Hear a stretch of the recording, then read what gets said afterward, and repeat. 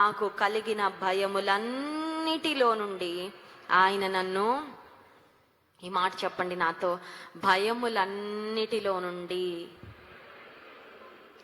All my fears. మనకి fears ఉంటాయి కదా, బల్లి, బొద్దింక, చీకటి, ఆ భయాల గురించి చెప్పట్లే, అవి కూడా ఓకే, అవి కూడా యాడ్ చేయొచ్చు. బట్ మనకి కలిగే భయాలు ఎన్నో. ఆ భయాలు మనం చాలా బయట కూడా పెట్టాం, కానీ లోపలైతే ఉంటాయా ఉండవా? భయాలు చాలా మనం ఎక్స్ప్రెస్ కూడా చేయమండి. పెళ్ళైతే భర్తకి చెప్పం, భార్యకి చెప్పం, పిల్లలకి చెప్పం, లోపల పెట్టుకొని ఉంటుంది, ఎక్కడో ఉంటుంది ఆ భయం. కొన్ని భయాలేమో తెలిసిపోతూ ఉంటాయి, అందరికి తెలిసిపోతాడు, మా వాళ్ళకి ఫలానా అంటే భయం అండి. భయాలు, నీకున్న భయాలన్నీ నిన్ను సృష్టించిన దేవునికి తెలుసు, అన్నీ తెలుసు, కొన్నే కాదు అన్నీ తెలుసు. God knows about all our fears. నీ ఆరోగ్య విషయంలో నువ్వు ఎదుర్కొనే భయాలు, నీ భవిష్యత్తు విషయంలో నువ్వు ఎదుర్కొనే భయాలు. కొంతమంది మనుషులంటే మనకు భయం ఉంటుంది, వాళ్ళు మనకి ఏ డ్యామేజ్ చేస్తారో అని ఇలా కనబడుతున్నారు కానండి, ఏమో వాళ్ళలో ఎన్ని దుష్టమైన ఆలోచనలు. కొంతమంది ఉంటారు పొటెన్షియల్ క్యాండిడేట్స్ కదా, వాళ్ళు మంచిగా కనబడతారు కానీ మనకో మన కుటుంబానికో నష్టాన్ని కలుగచేస్తారేమో. ఎందుకంటే మన భవిష్యత్తు తెలియదు కదా. We fear a lot of things, we fear people, we fear circumstances. అని దేవునికి మన భయాలన్నీ తెలుసు. ఇప్పుడు దావీదు భక్తుడు ఏమంటున్నాడంటే, అదుల్లాము గుహలో దాగుకొని ఉన్నాడు, కానీ దావీదు అంటున్నాడు, నా దాగుచోటు నువ్వయ్యా. ఈ గుహలో, this cave is physically protecting me from my enemies. నా శత్రువైన సౌలుకు కనబడకుండా ఈ గుహలో నేనేదో తల దాక్కున్నాను కానీ నేను నిజంగా దాగుంది ఎవరిలో అంటే నీలో. స్తోత్రం చెప్దాం, హల్లెలూయా. అందుకే దావీదు ఒక కీర్తనలో అంటాడు కదా, నా దాగుచోటు నీవే, శ్రమలో నుండి నీవు నన్ను తప్పించదవు, విమోచన గానములతో నీవు నన్ను ఆవరించదవు. You are my hiding place, you are my refuge, you will surround me with songs of deliverance అనే మాట ఉంటుందండి. దావీదు దాక్కొని ఉన్నాడు. ఈ దాగి ఉన్న సమయంలో ఎన్నో భయాలున్నాయి, కానీ దావీదు ధైర్యంగా ఒక మాట చెప్తున్నాడు. ఏంటంటే, నేను యెహోవా యొద్ద విచారణ చేయగా ఆయన నాకు ఉత్తరం ఇచ్చెను, నాకు కలిగిన భయములన్నిటిలో నుండి ఆయన నన్ను రీసెర్చ్ చేసి మరి చెప్పిన ఒక ప్రాముఖ్యమైన మాట ఏంటంటే, మనం భయపడే చాలా అసలు మనకి జరగవంట. ఏంటండి గుడ్ న్యూస్? మనము భయపడే చాలా విషయాలు అసలు మనం ఫేసే చేయమంట. అవి మన దారిలో రావు, మనకి జరగవు. కానీ మనుషులుగా మన పరిస్థితి ఏంటంటే, ఏమో ఏమో ఏమో ఏం అవుతుందేమో కావచ్చు ఇలా భయపడిపోతూ. కానీ దేవుడిస్తున్న వాగ్దానము, దేవుడిస్తున్న అభయం ఏంటంటే, దావీదు భక్తుడు అంటా ఉన్నాడు, నాకు కలిగిన భయములన్నిటిలో నుండి ఆయన నన్ను తప్పించను. The Lord has delivered me from all my fears. ఒకసారి నమ్మిన వారి స్తోత్రం చెప్దాం, హల్లెలూయా. 2వ అంశం చూడండి, 2వ అంశము 6వ వచనం. ఈ దీనుడు మొర్రపెట్టగా యెహోవా ఆలకించెను, ఆయన శ్రమలన్నిటిలో నుండి అతని రక్షించెను. ఈ మాట చెప్పండి నా తర్వాత, శ్రమలన్నిటిలో నుండి. ఎంతమందికి ఇష్టం శ్రమలు? ఎత్తద్దండి, ఎత్తట్లేదు ఎవరు.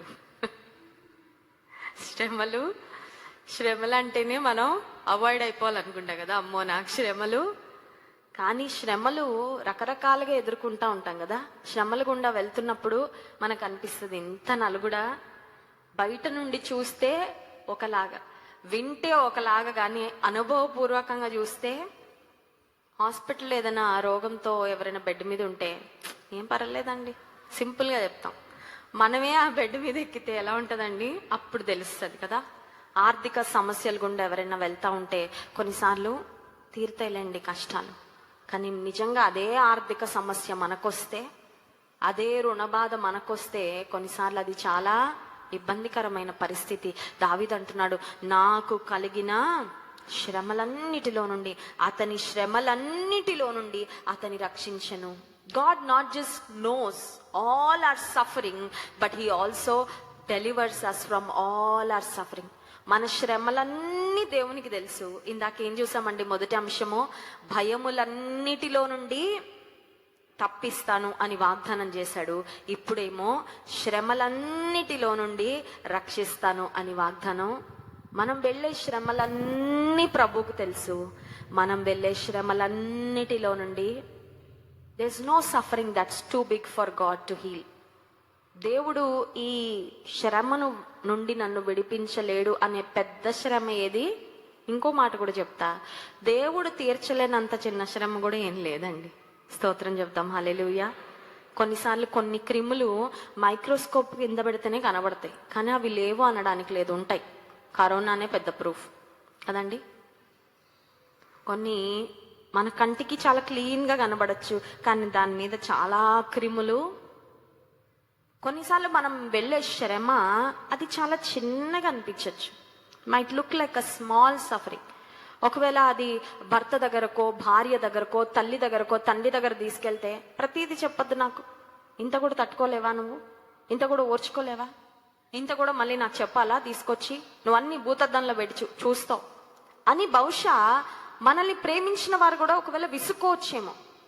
నీవు వెళ్ళే ఆ శ్రమని నువ్వు ఒకవేళ ఎక్స్ప్రెస్ చేయడానికి, నీ బాధ పంచుకోవడానికి ప్రయత్నం చేస్తే ఇంత చిన్నది కూడా చెప్తావా? నీకు ఇంత అవమానం ఇంకెవరు?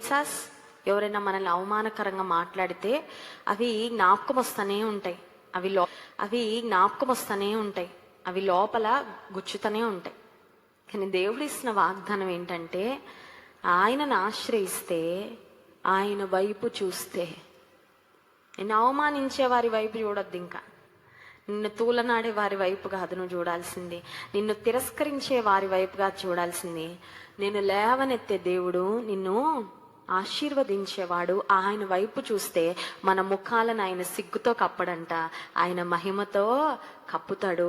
అవమానానికి ప్రతిగా రెట్టింపు ఘనతను ఈ వాగ్దానాన్ని క్లెయిమ్ చేయండి. ఒకవేళ మీ జీవితంలో అవమానకరమైన పరిస్థితులు గుండా వెళ్తున్నట్లయితే, ఒకవేళ దేవుని నమ్ముకున్నారని బంధువులు తిరస్కరిస్తున్నారేమో, దేవుని నమ్ముకున్నారని ఒకవేళ మీ బంధువులందరూ చిన్న చూపు చూస్తూ ఉన్నారేమో, మీ జీవితంలో మీరు వెళ్తున్న పరిస్థితులను బట్టి అవమానాన్ని ఎదుర్కొంటా ఉన్నట్లయితే, God gives you double honour.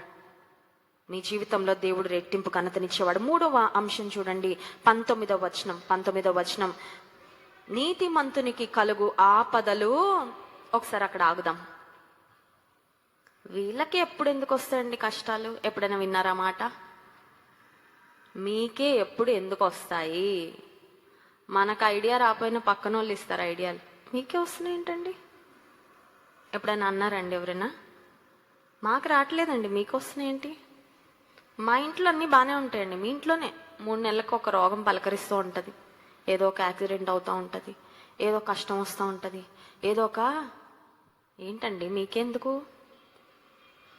ఆపద వచ్చింది అంటే అది భక్తిహీనతకి గుర్తు కాదు. ఆపద వచ్చింది అన్నంత మాత్రాన అది దేవుడు మనకి తోడుగా లేరని కాదు. ఆ క్లారిటీ ముందు మనకు ఉండాలి. ఎందుకంటే లేమనుకోండి, ఆ క్లారిటీ లేకపోతే we will be carried away by people's words. ఎదుటివారు అనే మాటల వల్ల మనం వీక్ అయిపోతాం. అబ్బో కాబోలు నిజమేనేమో అనుకుంటాం. నీతిమంతునికి, దానికి ఆధారం ఇదే వచనమండి, నీతిమంతునికి కలుగు ఆపదలు. The righteous will have many troubles. నీతిమంతులకు వస్తాయి, అనీతిమంతులకు కూడా వస్తాయి, నీతిమంతులకి కూడా వస్తాయి. వాక్యమే చెప్తుంది ఆ మాట, నా మాట కాదు ఇది. అయితే వాటి అన్నిటిలో నుండి యెహోవా వానిని, స్తోత్రం చెప్దాం, హల్లెలూయా. అన్నిటిలో నుండి, కొన్నిటిలో నుండి కాదు, హల్లెలూయా.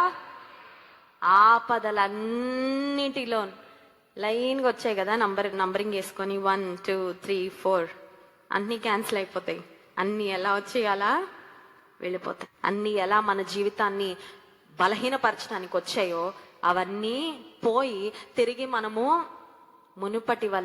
మునుపటి కన్నా ఆశీర్వాదకరంగా ఉండే స్థితి మనకు వస్తుంది. ఎప్పుడంటే దేవుడు ఆపదలన్నిటిలో నుండి మనల్ని విడిపించినప్పుడు. 3 మాటలు చెప్పండి. మొదటి మాట ఏంటి? భయములన్నిటిలో నుండి, ఫ్రమ్ ఆల్ ఆర్ ఫియర్స్. రెండవది శ్రమలన్నిటిలో నుండి, ఫ్రమ్ ఆల్ ఆర్ సఫరింగ్స్.